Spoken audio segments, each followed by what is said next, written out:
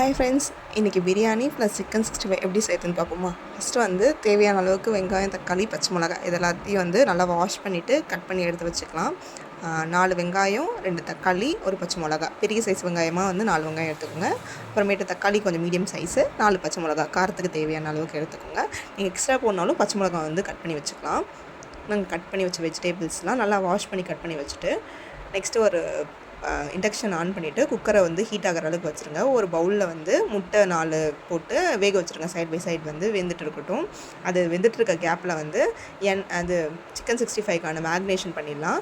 கொஞ்சம் உப்பு, மஞ்சத்தூள், தயிர், மிளகாத்தூள், அப்புறமேட்டு வந்து சிக்கன் 65 மசாலா, அப்புறமேட்டு வந்து கார்ன்ஃப்ளவர் கொஞ்சம் சேர்த்துக்குங்க. அது நல்லா வந்து பைண்ட் ஆகி கொஞ்சம் கிறிஸ்பியாக கிடைக்கும்.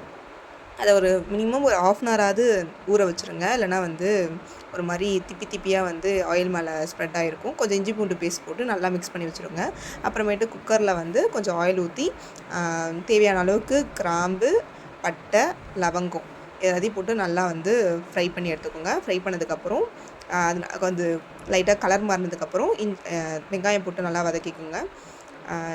இஞ்சி பூண்டு பேஸ்ட்டு, பச்சை மிளகா, தென் தக்காளி போட்டு நல்லா ஒரு பேஸ்ட் கன்சிஸ்டன்சி வர அளவுக்கு நல்லா வதக்கி எடுத்துக்கோங்க.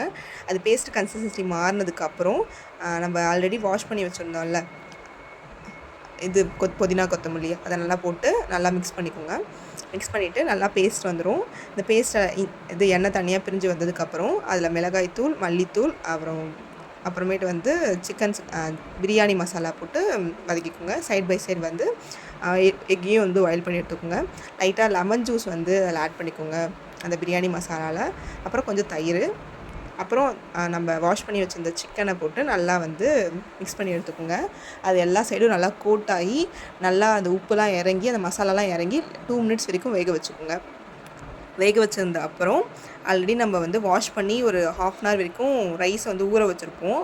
அந்த ரைஸை வந்து அதில் இருக்க தண்ணியை மட்டும் ஃபில்டர் பண்ணி எடுத்துக்கோங்க. நான் இந்த கப்பில் தான் 1 கப் வந்து ரைஸ் எடுத்தேன். அப்போ 2 கப் வந்து தண்ணி ஊற்றிட்டு கொஞ்சம் நேரம் வந்து கொதிக்க விட்டுருங்க.